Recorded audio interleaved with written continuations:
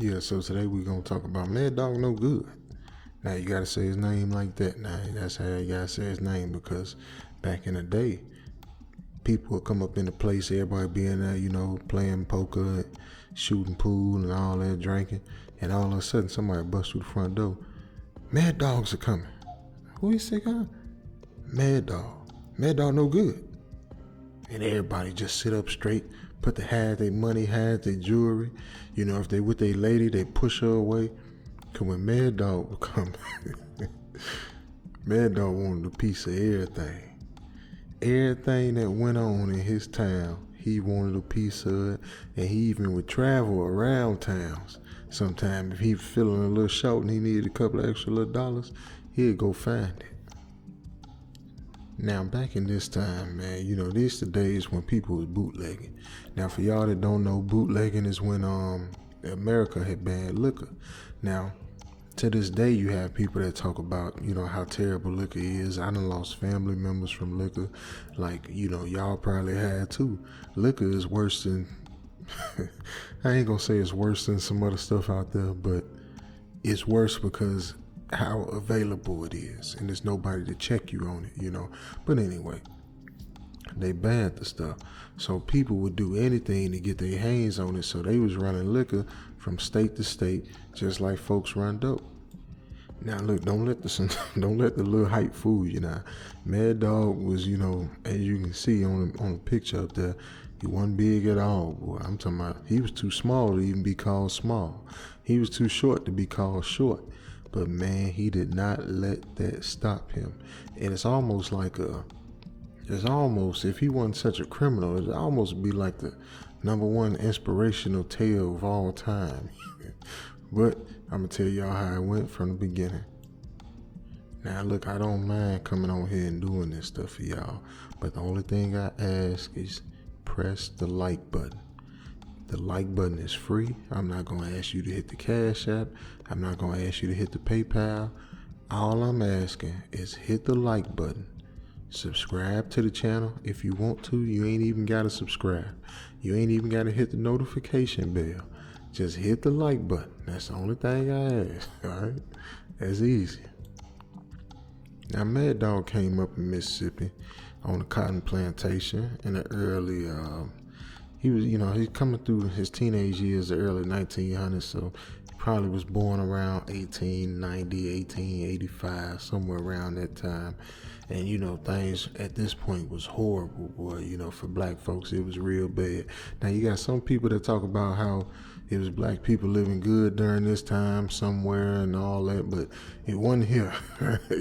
It wasn't Mad Dog family. So, they grew up during this time. Now, his parents were sharecroppers, and they did, I'm talking about back-breaking labor, man.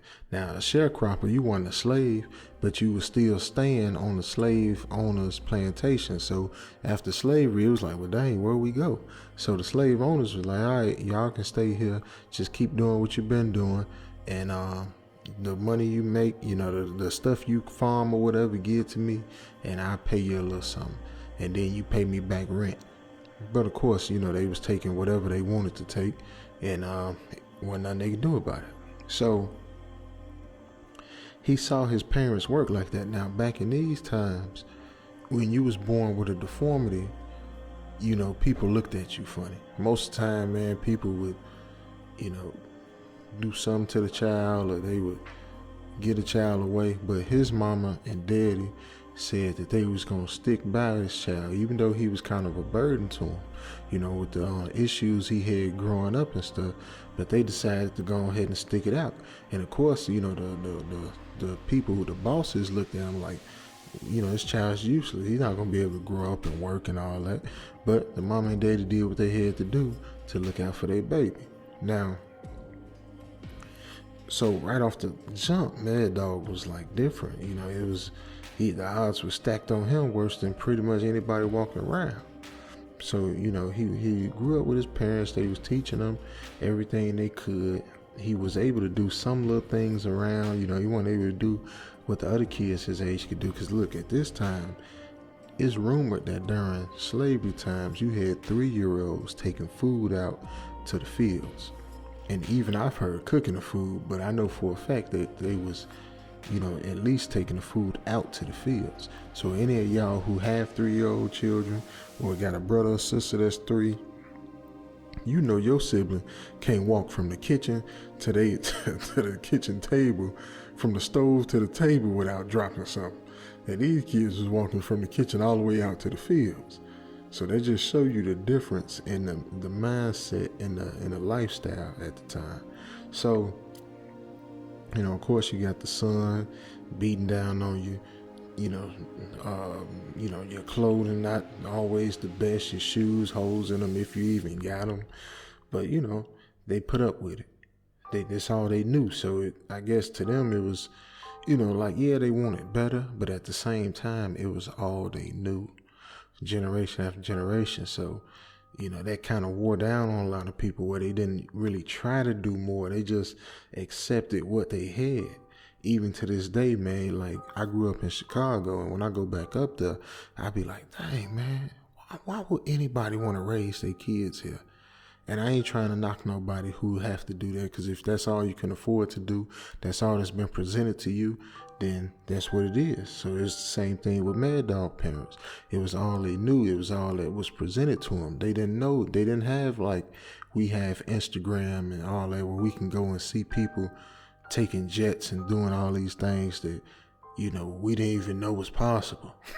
People going to different cities just to try a restaurant out and go back home. Like, that's something that they didn't see that. They didn't know that, so anyway,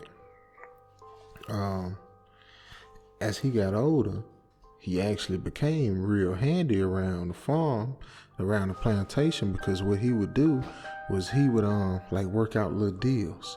So different families, and black folks, they had their beefs with each other too, just as well as they had it with the masses and stuff. Because, they always put division between the people on the bottom. So, they had a little stuff, but MadDog would go and put together little side deals, and hey, we'll trade you this if you trade that.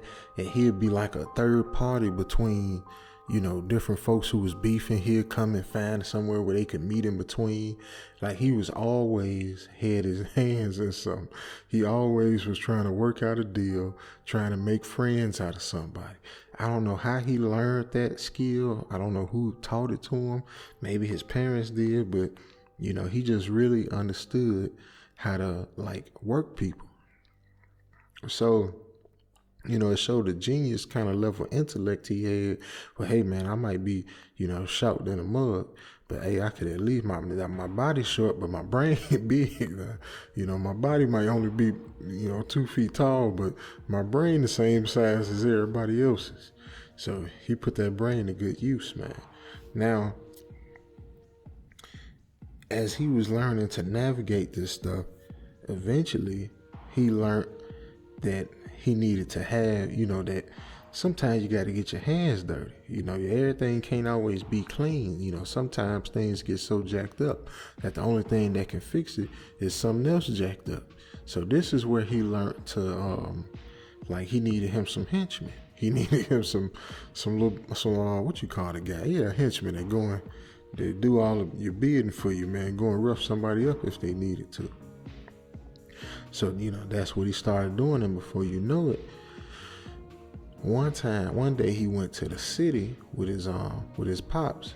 He was about maybe 10 years old at this time, and he saw some guys from up north. These was mafia guys who was coming down to the south to work out little deals and stuff. They had to come down there to, move stuff around, get stuff done, and would even try to have some of their influence down there. So when he seen these guys, man, dressed up in, these suits and stuff, because, he saw little suits, but he didn't see suits like these, all the way tailored up and all, just, they had them over the top suits, man, just stuff that was, just, anyway. So when he seen all that, he was like, that's the life I want to live. But, of course he saw that this was white folks, this wasn't, folk like him. So he knew it would be hard, but hey, man, like I said, if he wasn't no criminal, this would be the greatest inspiration story ever. He said, I ain't gonna stop until I get me one of them suits. So every chance he would get, he would try to get to the city. Every time somebody was taking a ride into town, whatever, he would try to do whatever he could to get out there to that city and see those guys and see the way they was moving. So, like I said, they get there, they take the train over there, and when they came down to these country towns, a lot of times they would get rejected. Them country folk weren't finna let no big city folk come down there and tell them how to run their stuff. But they was starting to learn something if the city guys came with respect. As long as they came with respect and showed them the way they was doing things, every now and then some crooked person down there in the south would let them teach them some of their ways. So MadDog did everything he could to watch and study those guys. Even if it was only 5 minutes, he'll take that 5 minutes and write it down in his mind, because he ain't know how to write or read or nothing, but he'll write it down on his mind and say, that's what I'm gonna do. I'm gonna do that. Yeah, I like the way they did that, this and that.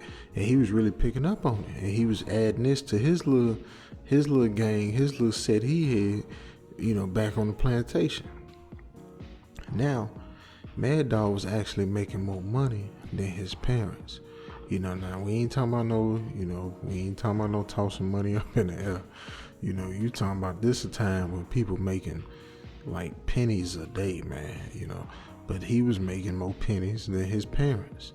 So just like today, when you see these boys out there in the street and start looking down on their parents, he was doing the same thing. And this during the era where people ain't play that, man. You didn't disrespect mama and daddy. But MadDog, he'd play along, go along and get along with them. But he didn't have respect for his parents because he looked at them like they were suckers. He felt like they should have been trying to do something to make some extra money. And how come him, as a little kid, is able to figure out how to make extra dough, especially with his physical situation. So now he was sneaking out the house at night. Now he was getting his little crew was getting violent. Like he even had his crew, intermingling with the white boys, doing little side deals and stuff like that. So he was playing a real dangerous game, man. He playing but he was always able to get away with it because it was something about his size, and he just had like this little charm about him where everybody just liked him. and I guess subconsciously it's like they really didn't knock him for doing what he was doing because they understood that what else was he gonna do? Like he had to do, he had to make some moves, man. He had to try some stuff out. So that really worked in his benefit. Now when he was a teenager, at this point he really was kind of like just not feeling his parents, man. And he'd give them a little piece of the money he made, and they thought that he was making it from just running around doing little errands and things of that nature. And he never like completely hipped them to all the money he would make. He'd give them a little piece, but he would never let them know how that he was making more than them. So like, if he made 10 cents, he'd give them like 1 or 2. Black folks at this time, a lot of them was so like just bent on trying to do the right thing. Always, because it's like the masters would teach them to always do right, even though they didn't do right themselves. Now, in my personal belief, I believe part of the reason why black folk was able to come up and get to the point where we at today, where we can own things and we can handle business and take care of stuff and do some great things in life. Me, myself, I believe it's because a lot of our, grandparents and great-great-grandparents held true to what's right and wrong. Now, not a lot of people didn't and all that, but, I can say in my family, man, my grandparents did what was right. My great-grandparents, for the most part, as far as I know, everybody pretty much did what was right, man. They stood on principle. That don't mean they didn't sin. That don't mean they didn't this or that, but, they held down and stayed with their families, And I think that carries on to generation after generation, man. Even to this day, I stick with my family. I take care of my kids because, that's all I ever saw. I didn't see nothing else. That's what I saw with my mama and daddy. My daddy, he was there. My mama was there. My granddaddy, my great granddaddy, at least, let me see, one of them, he was there. What's my other great granddaddy? He was there, yeah. How many great granddaddies you got? Because you got 4 granddaddies. Dang, you got 8 great granddaddies? Is that right? No, that can't be right. No, that's wrong. You always got 4 grandparents, right? It's always 4. Yeah. Yeah, that's right. There's always 4 couples. So I'm gonna have to do a little tree, man. Now that I'm sitting here thinking about it, but I come from that type of family, so that's all I know. Now, I told you he played it cool, but he really had like a hate in his heart for the people that, just went out there and worked them fields all day. And especially he also, when people would feel sorry for him when they go to church or something, and people would be feeling sorry for him because of his height and all that, he really hated that, man, because he felt like he appreciated his height, because he felt like if he would have been regular, he'd have been out there working the fields with everybody else. He felt like it was his height what separated him and made him have to use his head and come up with different ways. So in a way, he, and it's messed up with all them years and generations of what's it called when people oppression. All them years of oppression kind of wore down on him to where he actually was like looking up to the white folks. He was looking at them like they was smart, like they was, they was real, they was really getting over. Now, he didn't love them. I'm not saying he loved me. He had hate for them too. But at the same time, he liked that they hustle. So, he wasn't, I don't think he was willing to, he wasn't finna, he did have some pride in, these is my people. But at the same time, he was going to do what he had to do to get that money, because he realized that that's all everything was about. In America, in Mississippi, as far as he knew, all he knew is the folks with money lived a good life, and the folks without it lived a bad life, and it's just that simple. So now at this time, you talking about now we around the 19, we coming up in his 20s, and he just steadily coming up. At this point he had moved, away from his parents, and he was had him little safe houses set up because he was getting into some serious crimes. Now he was getting into robberies, he was getting into what's it called? They used to do the lotto running numbers. He was running numbers. He was doing robberies. What else he was doing? Drugs wasn't a thing like that at that time. They had marijuana though. He was into doing marijuana, and he was just starting up his little empire. So he always stayed on the move. He knew he was easy to identify, so he'd stay on the move. And he would have him like a network of women that would carry him around like he was their child. So they'd put a blanket over him, and they'd get on a horse carriage or whatever. Later on they did the same thing when they started getting the little cars, the Model Ts and all that, and they'd just be moving around, with him under the blankets, with him in a little bassinet and everything, like he was a baby, man, or a little kid or whatever. And that's how they and that's how he kept himself on the low. He was smart enough to know that he had to, not be all out in the front, because he seen the guy. This is when he really understood, how the difference between the smart criminals, the ones who were successful, and the ones who was dummies, the ones who might have a little something for a minute, but they'd be gone and never get the chance to spend it. So it was this one guy, and he was real rambunctious, man, like a real loudmouth, run up on folk, pop them upside the head, with no fear didn't matter if it was the police, but he's a white guy now. So, he said he's like one of them mafia guys. So he'd go to town and he'll see the little bars, and he'll always see this guy cussing somebody out, knocking somebody out, outright taking something from somebody if he wanted it, slapping women around, everything, man. And he always realized just how much attention this guy got everywhere he went. And it was to the point where people would do deals with him, but not because they wanted to. They would do deals with him out of fear. And he would hear the little whispers of people saying, one day somebody gonna give him what he deserved or whatever. So, eventually the guy got what he deserved. And it was so much lead that was with him.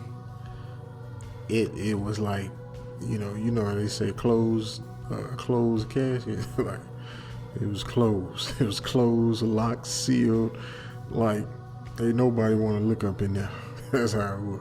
So when he seen what happened to him, he said, yeah, that's why I gotta make sure I stay low key. So that's what he did. He kept everything on the low, and even if it was slow money better than no money.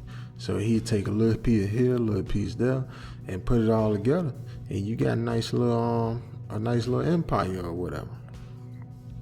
Now during the 1920s, at this point, everything was going smooth. He actually, even though his parents, he couldn't stand him, growing up, he got a little wiser.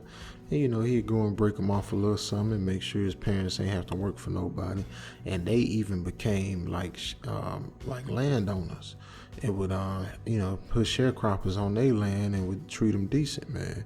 So, it was some little good moments in there. Like, MadDog was very cold, but as he got older, he was able to understand that everybody just wasn't made out for this type of life he was in. He seen the way the people that came up with him would come and go, how they would drink themselves till they out of there, or they would I'm trying to be careful with the words I use, or just he'll see how rough they looked over the years. He'll see how the lifestyle just beat them down, and it beat him down too in a way, but he never overindulged because he had taught himself such discipline from the time he was a kid. So he'd do some stuff, but he never went so sideways to where he couldn't rein himself back in. But his little crew, man, he just would go through guys, man. And the guy would, either go out and do something stupid and lose his life or whatever. And it'll be another 5 guys ready to take his spot. So, he started understanding that everybody different. And, so now his parents, he didn't look down on him so much. He even apologized to him. And, like I say, gave him a little piece of land. Now, his parents, at this point, I'm sure they had an idea of what he was doing, but I think that all them years of out there in them fields, even his mama was, was such a prideful woman, his daddy a prideful man. I do believe that at this point, they went on and took that help. They probably knew the money was crooked and all that, and I'm sure they knew, like, hey, what you do for a living, son? Well, like, I'm sure they knew that. But at this point, man, hey, 30 years out there in them fields, 40, 50 years. So let me see, because if he was at this time, he about 30. So that would have had them at about, back then you had kids pretty early. So, that probably put them at least, 46 to 50. So, yeah, I'm pretty sure that they, all them years of working in them fields, 40-some years, whatever, 40, 30-some years, they was ready for some help. So, with this prohibition came, this was the time when people was really making a killing, man. And now you had automobiles, you had cars was more, like effective. They was more gas stations and stuff now. You could travel further and quicker. You didn't have to rely on traveling on the train, so you could move through the night in your car, kind of like on your own speed at your own pace or whatever. So now the stuff was coming in through New York. He actually got cut in with the mafia guys. So because at this time the mafia was kind of like really coming into itself. So at the early 1900s, they was getting into America, and they had their but it wasn't as it wasn't as pronounced as it was by the time Prohibition hit. At this point, this one, like, it was the mafia like we see in the movies. The Tommy gun mafia, man. So he actually got in good with them because the white people hated the Italian people too. So since it was like, hey man, we both hate it, so let's stick it to them and really hit them where it hurt. So and you don't hear about this a lot because the Italians was real racist against the blacks too, but he was able, like I say, he had that charm about him where everybody liked him. And the Italians would work with black people long as they was helping them make money, they'll work with them. Shoot. As long as they're helping them make money, they'll work with them. So his connections was getting bigger. His expertise in different types of crimes was getting bigger. He was loan sharking people. A loan shark, man, that's one of the worst things it is, boy. They give desperate people, like, okay, they'll take somebody real desperate, right? Give them $50, knowing this guy ain't never made $50, and it's like, knowing this guy ain't never had that money. I'm talking about at that time. I'll make it modern to make it a little more relatable. A loan shark could give somebody like $1,000, like a crackhead, knowing that a crackhead ain't never got more than $10, $20 in their pocket, because as soon as they get $10, $20, they going to go buy some crack, So they ain't never got no more than $10, $20. So they give them $500, they give them $1,000 or whatever, knowing they ain't going to be able to pay it back. Now, when they not able to pay it back, they going to come and put a hurting on them. Some of them going to go straight to the hurting. Some of them might give them scare them a little bit first, but eventually they gonna put a hurting on them and have him paying them every time they see him. They gonna shake him down, see what he got, or they gonna have him do, because what they really want in a lot of cases is for this person to be like owe them one. So now since he owed them $1,000, so since he owed them $1,000, every time they got a stupid dummy mission, hey man, go get old Cracky Joe, man. So they go get old Cracky Joe. Hey man, we got this stuff. We want you to carry it over here and deliver it right there. And he like, wait, I gotta go that's right next to the police station. Okay, and okay, whatever. Yeah, you're right, it is. Now go deliver it. Wait, but that's through them territory where them young boys be robbing everybody. Yeah, that's exactly where it is. Okay, now go deliver it. So that's what it's really all about, is they need somebody to send on them dummy missions, man. And so yeah, he was getting into loan sharking now eventually, and I think this was pretty much his downfall. But it was his downfall, and it was kind of out of character for him. And he did try his best to still stay under low key. But hey man, after so long, man, that stuff start getting to your head. You start, you moving and grooving and doing things so good for so long. After a while, you start getting a little sloppy, man. You start feeling yourself a little bit. It's only natural, especially if you the boss. See, one thing the mafia had to help keep people in check was they have multiple bosses, and the bosses would have to just be in line with the bosses back in Sicily, and you had different bosses in the cities where they was at, and they'd do meetings, and they had sit downs, and they had capos, that's like the underbosses and all that stuff. So it was a system in place to stop people from just running wild. And a lot of times when people ran wild, they always ended up, X'd out. So we're gonna have to do a part 2 because the stuff that happened in the club, like, it's gonna take me probably about an hour to get through a lot of that. And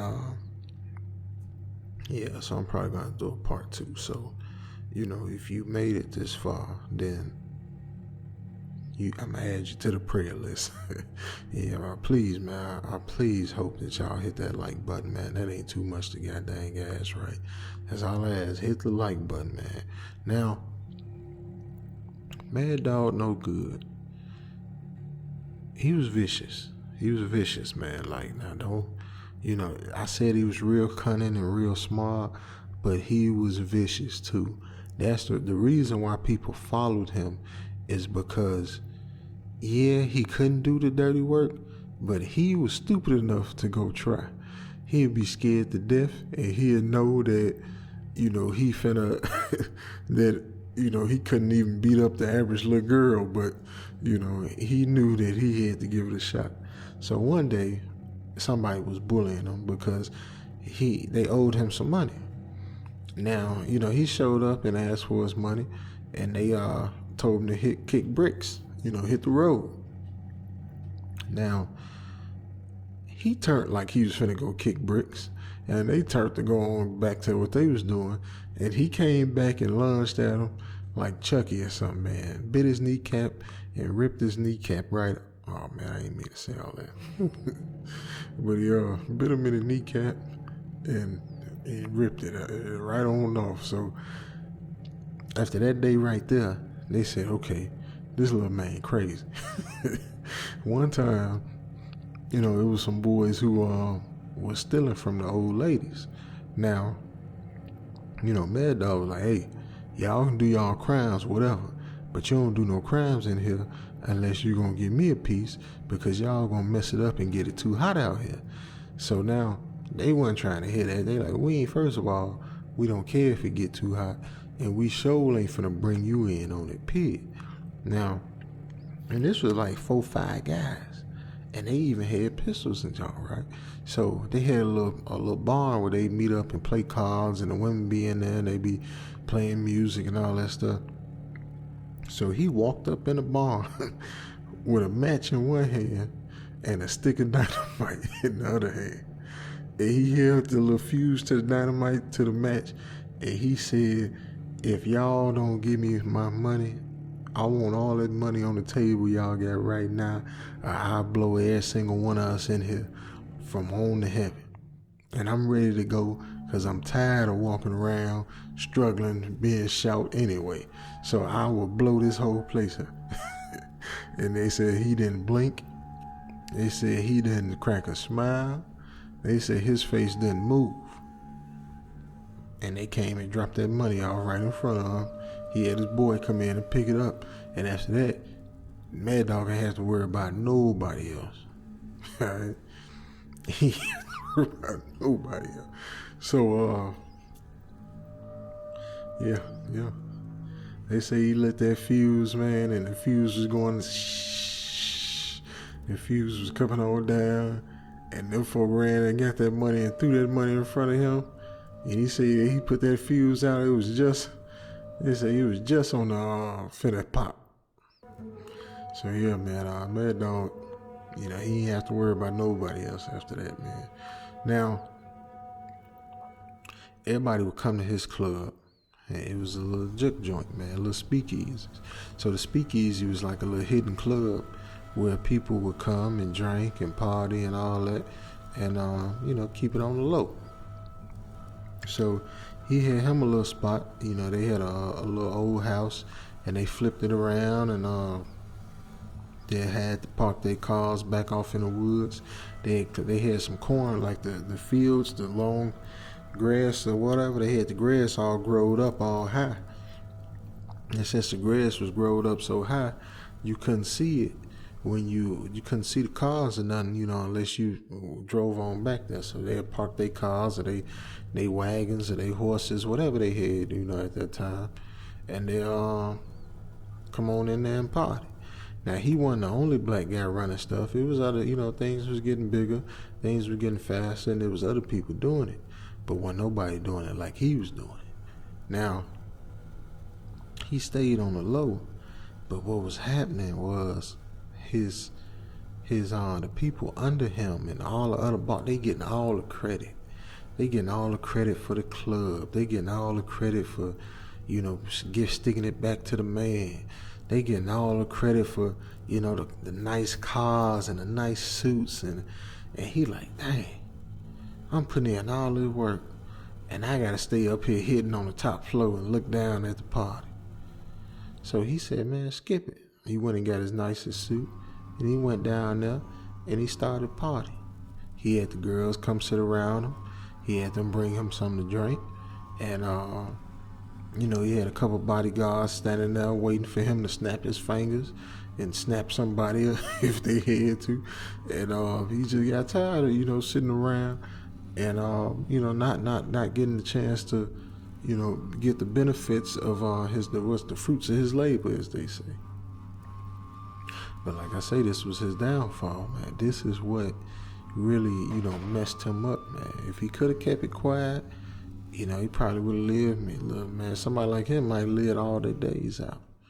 But now, when he did show himself, this new guy came into town a couple months later. Now, this new guy was from New York. And this guy went from New York to Chicago, and he spread a lot of his little, this is a black guy too.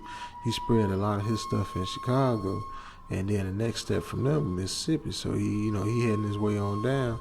He hit up Mississippi. Now, when he got to Mississippi, man, he came down there, and I'm talking about they had guns, they had, so now this was, we getting on into the 30s now. Now, in the 30s, you did start seeing, drugs. You had the opium, and of course you had the cannabis and stuff and all that. So with the opium, you even had the amphetamines and stuff at this time, man.